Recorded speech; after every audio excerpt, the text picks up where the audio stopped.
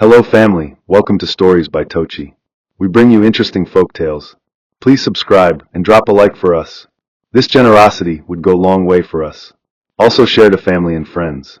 And please turn on post notification to stay tuned for more. Thank you as you do so. Now let's get into the story. They said the first time Amaka Naji entered the church at St. Teresa's in Enugu, even the priest paused mid-sermon. That was 12 years ago, but some people still remember it like it happened yesterday. She was just 17 then, but she walked like someone who had already made peace with her power. No one had taught her how to be graceful. It was as if her bones remembered royalty from another life. The light caught her skin that morning, and people whispered she glowed like wet earth after fresh rain. The congregation didn't know whether to say amen or wow. Her mother, Mama Naji, sat in the third row, head bowed, rosary in hand, fully aware that her daughter was no longer just her child. Amaka had become a spectacle. But what was she to do? She had raised her well, alone, after her husband died in a car crash on the old Abakaliki road when Amaka was just 3. Since then it had been the two of them against the world, or at least against Enugu. Their 2-bedroom flat in Uwani was always tidy, their gate painted blue, and every second Saturday, Amaka would help her mother scrub the floors until they shone like mirrors. Back then, Amaka's beauty was still blooming, like a rose learning its own curves. It hadn't yet become dangerous. Boys would wait outside their gate pretending to chase lizards just to catch a glimpse of her when she came out with the dustbin. She noticed, of course, but she kept her chin up and pretended not to. Even then, the world was already beginning to offer her shortcuts and sweet-tongued promises. One neighbor offered to pay her school fees, saying she reminded him of his late daughter. Another gave her a brand new Nokia phone on her 18th birthday. She took the phone, smiled politely, and handed it to her mother without saying a word. But as the days rolled into years, the gifts became more frequent, the offers bolder, and the eyes, oh the eyes, never stopped watching. Sometimes they watched with hunger, other times with awe, but they always watched. And Amaka, young as she was, had already learned to enjoy it without letting it show. By the time she entered the University of Nigeria, Nsukka, it was no longer just a neighborhood tale, it was legend. Her name traveled ahead of her, like a rumor that refused to die. Girls from Enugu who had heard of her already wore invisible armor, unsure if they would become her friend or her rival. She didn't have to try hard. Whether she wore jeans or ankara, slippers or stilettos, there was a kind of silence that followed her into rooms. She wasn't loud, but her presence had its own volume. Her lecturers knew her name before she even answered roll call. Men from town would sit in their cars after lectures pretending to be waiting for someone, just to see her walk past. Amaka walked like she was searching for something only she could see. She didn't talk much unless you made her laugh, and when she laughed, it was full, noisy and rich, like someone who hadn't yet tasted sorrow. There were rumors, of course. They said she had turned down the son of a commissioner, left a deputy governor's nephew hanging, and once told a G-Wagon owner she didn't date men who spoke through tinted glass. But no one could confirm anything. She was polite, even kind when she wanted to be, but distant, like a fine painting you were allowed to admire but not touch. Some said she was arrogant, others said she was protecting herself. In truth, Amaka had standards carved in stone. She watched the girls around her fall in and out of relationships like clothes on a drying line, flapping one moment, gone the next. She wanted more. Not just money, not just looks. Something deeper. Something rare. Something that didn't knock with noise, but with purpose. And until that came, she was content to walk alone, head high, heart sealed. After graduation, while most of her friends scrambled for NYSC placements and sent their CVs to anywhere with a working email address, Amaka came back to Enugu and opened a boutique in New Haven. She named it House of Maka, with gold-lettered signage that gleamed under the sun like a promise. She stocked high-end ankara, rare lace fabrics from Italy, and designer shoes people in the city had only seen in Instagram reels. Her clientele grew faster than she expected. Women came not just to shop, but to watch her, how she moved, what she wore, how she styled her hair. Men came too, pretending to shop for sisters and mothers who didn't exist. They came with wallets fat with new notes and stories rehearsed in hotel rooms, but Amaka never let them stay too long. She was polite but firm, charming but unreachable. The more she refused, the more they tried.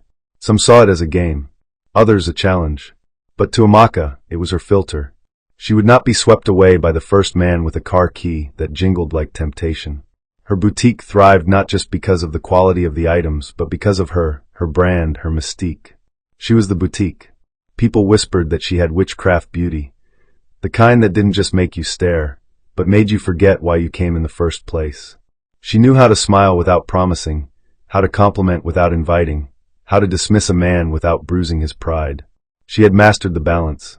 But while her business flourished and her reputation grew, something deeper within her remained untouched. Some nights, when the streets grew quiet and the noise of Enugu dulled to a hum, she would sit behind the counter, lights dimmed, staring into her mirror. Not fixing makeup, not adjusting her wig, just staring, as if searching for something inside her own eyes. Something she hadn't found yet. There was a girl in the compound next door who once asked her, "Auntie Amaka, why don't you have a husband?" The girl was 6, innocent, full of the kind of boldness only children have. Amaka had paused, looked at the child, and smiled. "Because I haven't met the one who can dance to my music," she said, tapping the girl's nose. They both laughed, but that night, the question returned and settled in her chest like a stone. Not because she didn't have answers, but because, for the first time, she wondered if her music had become too complicated for anyone to dance to. She thought about the men who had come and gone, some kind, some foolish, some forgettable. She thought about the suitor her mother once liked who brought wine and cola, and was turned away with a thank you smile. She remembered the pastor's son who offered to build her a new boutique in Lagos, and the way she told him, "You're not my kind of blessing." Back then it felt powerful, selective. Now she wasn't so sure.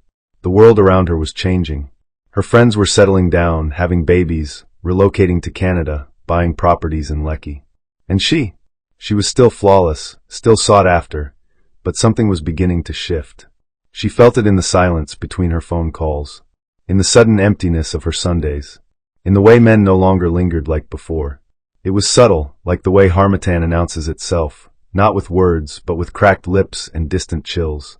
Something was changing, and for the first time in a long while, Amaka felt something stir beneath her polished confidence. Not regret, not yet, but something like a warning. When you're used to the world spinning around you, the moment it slows down feels like silence after thunder. Amaka didn't notice the change at first. Not because she was careless, but because it was gradual, like dusk creeping in on a long day. At first, it was the invitations. She used to get them weekly: weddings, launch parties, birthdays in Lekki lounges, even random soft girl picnics in Enugu's botanical garden. Now they came less often. People still invited her, but it felt more out of courtesy than enthusiasm. The event hosts no longer followed up to ask if she would come. Nobody sent a second message when she didn't reply. At one point, she would walk into a place and the atmosphere would shift, like her presence had weight. But now the room no longer paused. Conversations continued. Greetings became brief. Compliments turned shallow. "You still look good, oh," someone had said at a brunch event, the tone almost dismissive, like ticking off a checklist. Amaka smiled it off, but her chest tightened the way it does when you hear a song you once loved now playing in the background of a crowded room, still beautiful but unnoticed. She blamed the shift on many things: economic hardship, people getting too familiar, her own growing introversion. She never for a second thought it could be her. Not her beauty, not her charm. Those were constants. She was Amaka, the blueprint. Still well-dressed, still composed, still admired. But admiration had quietly turned into nostalgia. And nostalgia, no matter how sweet, is just a memory dressed in flattery. It wasn't until her birthday that the reality became harder to ignore. Her previous birthdays were events. Not parties, events. Well-planned, well-funded, and well-documented on social media. The kind of gatherings that got reposted by lifestyle pages and made people wish they were invited. But this year was different. She booked a rooftop venue in Independence Layout, sent out e-invites to 50 of her closest people, picked out an emerald green gown that hugged her body like a second skin, and hired a saxophonist to play soft jazz throughout the evening. The event was set. The weather cooperated. The food was perfect. But the guests? They came late, they left early, and some didn't show at all. People took selfies, posted about the food, tagged the caterer, but not her. No trending hashtags. No loud prasis. Just quiet smiles and quick exits. Amaka stood near the edge of the rooftop, overlooking the city lights, trying to drown out the bitter taste creeping into her mouth. Her phone buzzed occasionally with birthday messages, some copied, some dry. Her cake, tall and elaborate, remained mostly untouched. She remembered how last year, people begged to take leftover cake home. This year, it felt like everyone was rushing to go somewhere else. Somewhere more important. Her best friend, Ifyananya, who used to show up an hour early to help with her makeup, came late with her husband and didn't even stay long enough for the toast. "Sorry babe, the kids are cranky," she said. Amaka smiled and nodded, but her eyes didn't blink fast enough to stop the sting. When she got home that night, she didn't cry. She just removed her makeup slowly, carefully, as if peeling off a mask. She stared into her bathroom mirror and whispered a joke to herself, something about how being the main character is fun until the script starts getting edited without your permission. Still, she told herself it was just a phase. A quiet season. Maybe she had been too accessible. Maybe people just wanted to see a little less of her, so they could miss her properly. So she reduced her social presence. Fewer posts. Less interaction. She even stopped going to certain places where people had started treating her like old wallpaper. There, but no longer seen. She poured herself into her boutique instead. If people weren't going to talk about her beauty, they would at least respect her brand. She added a line of handmade accessories, started importing rare perfumes from Dubai, and even hired a photographer to capture her store layout for a feature in a local fashion magazine. But deep down, she knew she was fighting shadows. No matter how perfectly she curated her space, the foot traffic wasn't what it used to be. Where men once sat outside in their cars, pretending to be on calls just to catch a glimpse of her, the lot now stayed mostly empty. The deliveries still came, her finances were stable, but the energy had shifted. The mystery around her had worn thin. The awe had dulled. She still got compliments, yes, but they were like the type people give to actresses who used to be leads and now only play the wise aunt. Still fine, they'd say. Still. That word, that cursed prefix that tells you your value, is now measured against your past. She'd chuckle outwardly when she heard it, but in her chest, something kept folding in on itself, softly, silently, like wet fabric shrinking under the sun. One Sunday morning, she took a walk to a cafe near Akbar Avenue. She wore a sundress, no makeup, just gloss and mascara. She wanted to feel normal, anonymous even. She sat by the window, sipping iced coffee, reading an old magazine. The cafe wasn't crowded, just a few young couples and some students discussing a Netflix show.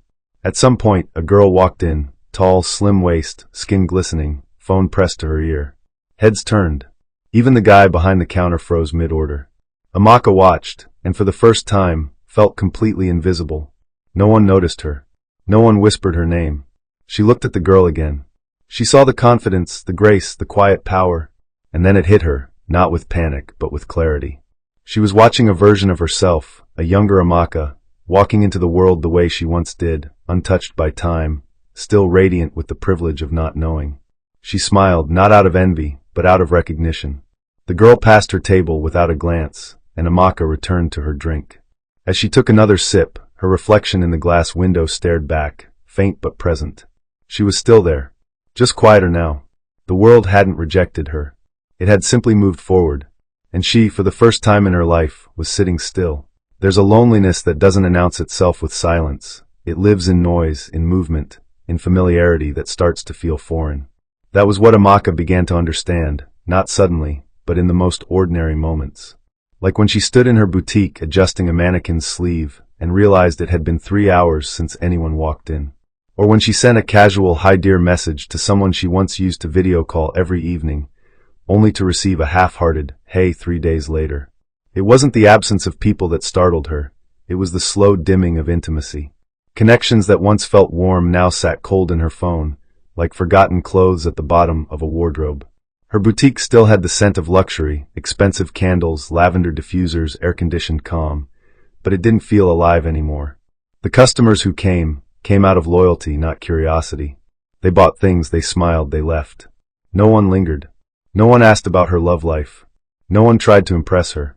It was like she had crossed some invisible line from fascination to familiarity, and in that shift, her throne had slowly become a chair. She wouldn't dare speak these thoughts aloud. Even to herself, she dressed them in logic. People were busy. The economy was hard. Everyone was distracted. Yet she couldn't ignore the ache in her chest whenever she posted a picture and didn't get the rush of reactions she used to. She'd scroll through old comments sometimes, not to reply but to remember how it once felt to be constantly seen. The calls from suitors that once came like rain during rainy season were now drizzles in Harmattan. The men who still reached out spoke differently, less urgent, more polite, as though approaching a woman who might already be someone else's responsibility. The arrogance had drained out of their tone, replaced with caution. She had noticed this shift during a conversation with a real estate developer who used to flirt without breaks. They bumped into each other at a friend's engagement party. He was married now, 2 kids. Still smooth but now measured. He complimented her dress, called her Madame Amaka, and said his wife loved her boutique. She smiled, but deep inside, something withered. Not because he had moved on, he was never hers to begin with, but because of how he now saw her. Not as a possibility, as a memory. At first, she thought she could control the decline. She bought new hair, switched stylists, changed the colors she wore. She even started posting old pictures mixed with new ones, blending timelines like it was a strategy and not desperation. She attended a few parties too, made sure she was photographed beside the right people.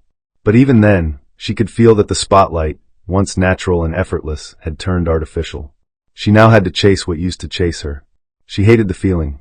Not because it bruised her pride, but because it chipped away at something far more fragile, her certainty. There were times she sat on her bed late at night, dressed in silk, lights dimmed, phone in hand, just waiting for someone to say, "I miss you." Not a follower, not a fan, not an old classmate dropping emojis under her picture, but someone real. Someone whose words didn't feel rehearsed. But the messages she got were dry. Or worse, transactional. "Do you do personal shopping? Can I get that white lace in size 12? Is the boutique open on Sunday?" She missed being wanted. Not for her services, not for her status, just wanted. For her laugh. For her silence. For her, without packaging. And on some evenings, when the wind passed through the louvers with that Enugu hush that feels like a whisper from a ghost, she would turn off her light and cry. Not loudly. Just a slow leak from eyes that had learned to cry without getting swollen. There was no one to confide in. Her circle had changed. The friends she used to brunch with were now busy managing homes, babies, or husbands. Ifeanyi barely replied to chats anymore. When she did, it was always with voice notes interrupted by crying children or someone asking for cereal. Amaka couldn't relate. She didn't have a baby. Or a man. Just her mirror. And her memories. And the aching feeling that maybe, just maybe, she had outwaited her own season. She remembered one afternoon, sitting in her shop alone, when a teenage girl walked in with her mother. The girl was stunning, tall, waist like a whisper, cheeks full of youth and collagen. She tried on a dress, twirled before the mirror, and giggled. Amaka smiled genuinely.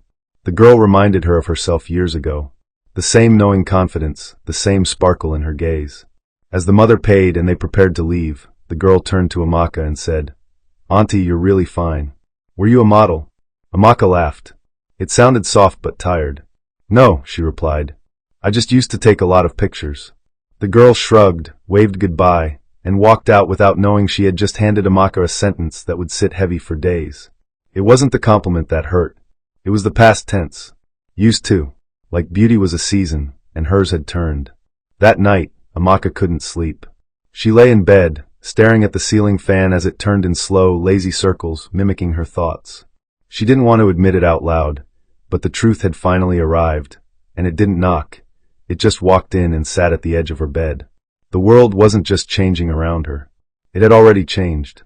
And somehow, in all her waiting, she had forgotten to prepare for that moment when she would no longer be the center of it. She had been rearranging the boutique shelves for nearly 2 hours when he first walked in.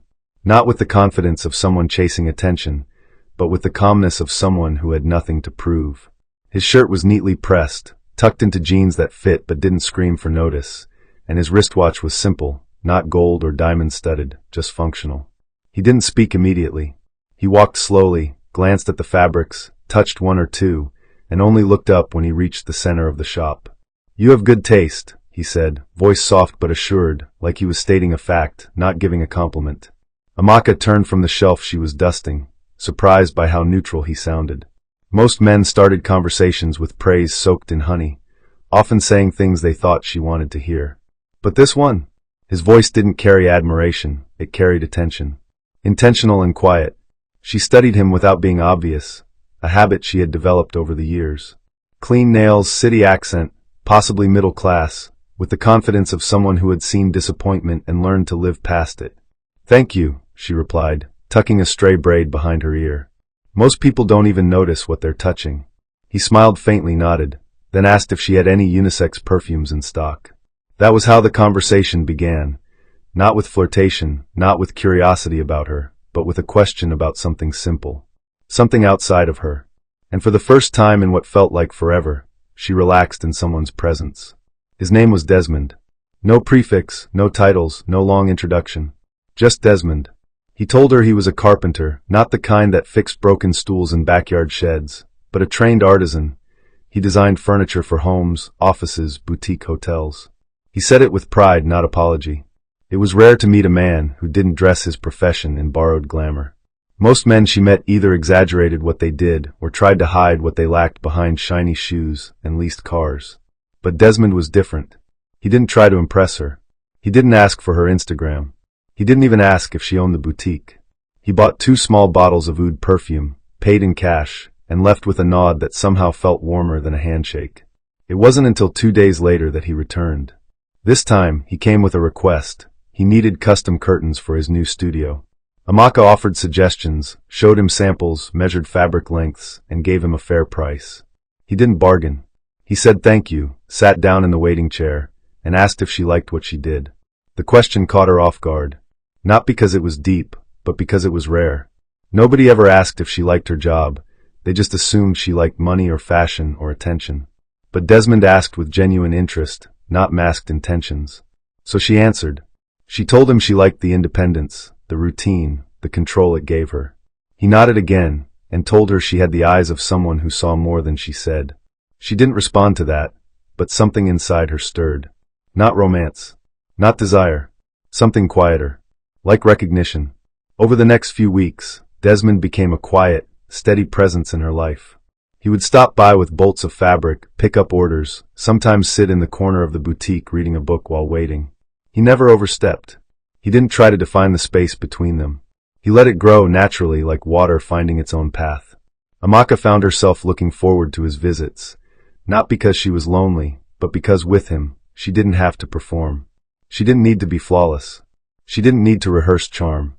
He would ask how her day was, listen when she spoke, and never offer unnecessary solutions. Just quiet understanding. One afternoon, during a heavy downpour, he offered her a ride home. She hesitated, but accepted. The drive was silent at first, broken only by the sound of wipers slicing through rain. Then he said, "You always look like you're expecting something that never arrives." She turned to him, eyebrows raised. "What makes you think that?" He shrugged, eyes still on the road. "Because you look like someone who's always checking the time without knowing what for."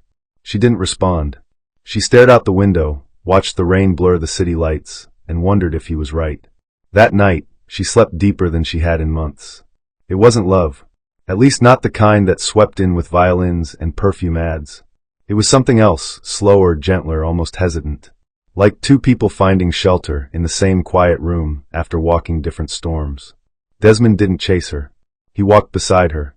He didn't compliment her every time he saw her, but when he did, it felt like the first honest sentence in a long conversation. Amaka, for the first time, didn't measure his worth by his wallet or his pedigree. She measured it by how calm she felt around him.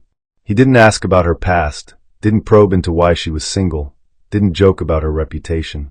He simply accepted what was in front of him. She began to imagine what it would feel like to build something with him. Not a house, not a child, but a rhythm. A peace. But just as she started leaning into the possibility, just as she began adjusting her life to the idea of them, Desmond shifted. Subtly. He called less. He stopped visiting as often. His words became fewer, more careful. At first, she told herself it was stress. Maybe work. Maybe he was sick. But her instincts, sharp, trained, unflinching, told her otherwise. Something had changed. Something she couldn't see, but could feel like a draft in a locked room. And when he finally came again, sat on that same boutique chair, looked her in the eye and said, "I think I would have loved you if I had met you earlier," her world did not break. It bent. Quietly. Like a tree in strong wind. And she smiled. Not because she was okay, but because she'd been here before. This time, she just didn't bother to cry. The days after Desmond left passed like a forgotten song stuck on repeat, always playing in the background but never loud enough to hum. Amaka kept herself busy, the way people often do when they're trying to outwalk a feeling. She reorganized the boutique again, moved the curtain section closer to the entrance, changed the scent diffusers to vanilla and sandalwood, even tried out a new playlist, soft jazz, instrumental, almost sterile in its perfection. But the emptiness didn't come from the room. It lived in the spaces where his presence used to linger. The seat near the changing room where he would sometimes wait without saying much, the shelf where his favorite fabric patterns still sat unsold, the quiet that now felt heavier than silence. She didn't call him. Pride had built too many fences over the years, and she didn't know how to climb them anymore. Besides, she had no questions to ask that didn't already carry their own answers. She knew when people left, not because they didn't care, but because they couldn't carry what came with staying. Maybe he had hoped to find a version of her that didn't wear armor. Maybe he realized too late that beneath her poise was a woman still building walls out of memory and old scars. Or maybe he was just another man who had entered at the wrong chapter of her life, when the pages were already too heavy to turn easily. She started waking earlier than usual, not from discipline, but from the kind of unrest that doesn't let the mind sleep even when the body tries. The quiet hours of morning became her mirror, each minute holding up a reflection she had carefully avoided. She'd make tea and sit by the window, watching a world that now moved on without her. The children playing before school, the buses coughing to life, the street vendors arguing over change. All of it seemed distant, like a scene in a movie she was no longer starring in. Her phone sat face down on the table most days. There were fewer messages, mostly business-related or from her mother checking in. Ifeanyi had sent a voice note a week ago, talking about her son's school fees, and how her husband's new job in Abuja was both a blessing and a burden. Amaka had listened, smiled faintly at the background noise of cartoons and giggles, and deleted it without replying. It wasn't bitterness. It was distance, like they now lived in two different time zones, even though they were in the same city. Her circle had thinned out without drama, like a crowd slowly dispersing after a performance ended. What hurt more was not that people left. It was that they left so quietly, like they were tiptoeing out of a room where someone had already fallen asleep. Sometimes, in the late hours of evening, she would lie in bed scrolling through old photos. There was one particular picture she kept going back to, a shot from her 28th birthday, standing in front of a floral backdrop, wearing a gold dress that fit like second skin. Her smile in that photo was wide, teeth bared, eyes gleaming. But the longer she stared, the more she noticed what was behind the surface. The arms folded too tightly, the eyes not quite looking into the camera, the stiffness around the mouth that only she could see now. That version of her was already starting to slip, even then, but nobody noticed. Not even her. She zoomed into the faces around her, men with full beards and empty intentions, women clapping too hard, laughter frozen midair like it was caught between sincerity and spectacle. They all looked like characters in a play that had no ending. She remembered how it felt that night, surrounded, adored, photographed, and yet alone. The kind of loneliness that grows louder in crowds because it's sharpened by contrast. She put her phone down, rolled over, and stared at the ceiling until her thoughts blurred into background noise. It was strange how time revealed things. How moments that once looked perfect could become evidence of denial when viewed in hindsight. And how the same woman who once had options like rainfall could now count the number of meaningful conversations she had in a month using just one hand. The mirror in her bedroom had once been her favorite possession. Full-length, gold-trimmed, positioned by the window where the natural light kissed her skin just right. It used to be where she posed, evaluated, perfected. Now it stood there like a witness to her private unraveling. One morning, while adjusting her scarf, it slipped from her grip and hit the floor. The crack wasn't loud, but it split right down the center, clean, almost surgical. She stood there, barefoot, staring at her reflection divided into two imperfect halves. One side caught the light and made her features look soft, almost delicate. The other side twisted her image slightly, distorting her face just enough to make her pause. She didn't pick it up. She left it there for hours, stepping around it as she moved through her day. It wasn't just a broken mirror. It was a metaphor that required no explanation. That evening, as the sun sank behind the trees outside her window, she finally crouched down and lifted the glass, careful not to cut herself. She leaned it against the wall, still cracked, and stared at herself again, this time with no judgment. No filters. Just a woman with beauty still intact, but softer now, quieter. A woman who once had the world watching, and now had only herself to watch. And for the first time, she didn't flinch from what she saw. Time had a strange way of slipping past Amaka like rainwater down an old wall, steady, quiet, and uninterested in being noticed. Months dissolved into each other, and before she fully understood it, another year had folded itself away like an unused wrapper. The boutique still stood, but it no longer buzzed with conversation or the scent of new arrivals. Now it was a quieter space, more functional than fashionable. The mannequins wore simpler outfits, nothing extravagant, just fabric she could move easily. She stopped ordering imported lace and instead stocked affordable, elegant options that drew in a more regular, sensible crowd. Her clients had changed too. No more women trying to outshine their rivals or men pretending to shop for sisters. Now it was mostly married women looking for church outfits or tailors picking up yards of Ankara. Her days were slower, measured, almost therapeutic. The vanity mirror in the back room still hung where it always had, but she hardly looked into it anymore. Not because she avoided herself, but because she had stopped searching for approval in her reflection. The urgency that once beat under her skin, the need to be seen, praised, chosen, had gone silent. Not dead, just quiet, like a song you used to love but haven't played in a while. Her beauty hadn't vanished. It had simply matured into something people didn't always notice at first glance, but never forgot once they did. She had become the kind of woman you thought about hours after meeting, not the one who stole all the attention in the moment.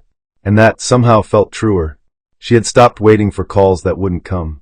There was no longer the subtle hope tucked inside her phone's silence, no more checking her messages with the excuse of looking for delivery updates. Desmond never returned, not in body, not in message, not even in rumor. It was as if he had been written into a chapter, and then erased before the ending could be inked. She accepted it without drama, without denial. Some people come into your life not to stay, but to reflect something you're afraid to see. He had held up a mirror, and she had looked. That was enough. Her mother called more often now. They spoke about simple things, garden eggs, the price of tomatoes, the neighbor whose son had joined the army. Amaka didn't visit much, but she listened carefully each time they talked. She noticed how her mother's voice had grown softer with age, how it trembled just slightly at the end of long sentences. She sometimes wondered if her mother looked at her with pride or quiet concern, but she never asked. They had reached a point where love no longer needed performance. It just existed, steady and silent.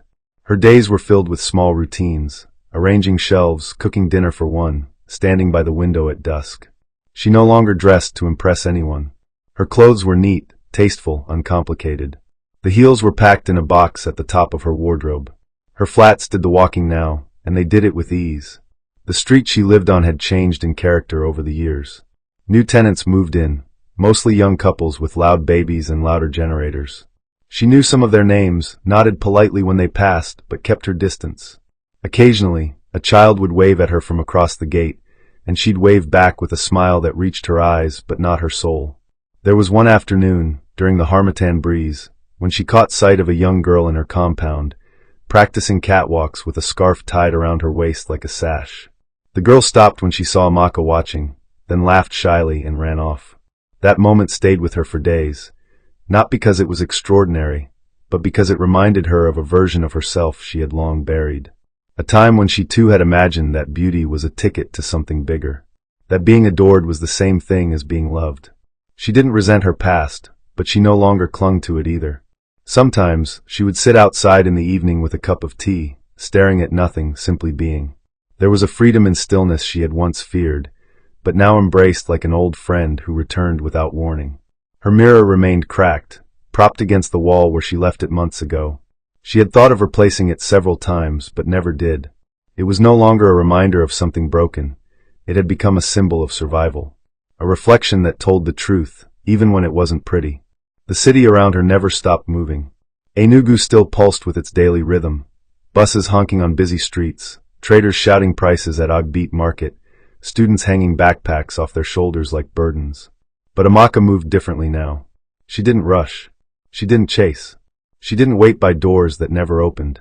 Her life had quieted, not because she had lost anything, but because she had learned to live without noise. There were no grand conclusions, no sudden fairy tales, no surprise love stories that burst through the door like redemption. What she had instead was herself, older, softer, wiser, still standing. Some evenings, she would look out from her boutique and watch the girls pass by. New beauties, young, glowing, full of laughter and audacity. They reminded her of a flame she once carried, now passed on. She didn't envy them. She didn't pity them either. Everyone must walk through the season where they believe the world revolves around their reflection. And maybe it does for a while, until it doesn't. And when it stops, you either learn to stand in your own silence, or you go mad trying to light fires that were never meant to burn forever. Amaka chose the silence, not because it was easier, but because it was honest. And in that honesty, she found a version of peace that didn't need an audience to feel complete. In life, beauty will open doors, but it is wisdom that will keep them open. Never let attention blind you to intention. Don't wait so long for perfection that you miss the person sent to walk with you through your imperfect seasons. Love is not always loud. It often comes quietly, dressed in simplicity, carrying peace. Pay attention to who sees your soul, not just your face. And when the spotlight fades, may you still find joy in your own presence. May your heart never grow so proud that it overlooks sincere love. May your eyes see clearly when real blessings come quietly. May you never wait so long that time passes you by in silence. May your beauty never become your prison. May your days be filled with peace that doesn't need performance. May the right people come, not to impress, but to stay. May your mirror always reflect confidence, not regret. And may your spirit remain gentle, even after life teaches you tough lessons. In seasons of waiting, may you not wither. In moments of silence, may you find strength. May your joy be full, your timing divine, and your love story worth the wait. Amen. Hope you enjoyed this interesting story. Please don't forget to like, share, and subscribe to our YouTube channel. Turn on post notifications. See you on our next story.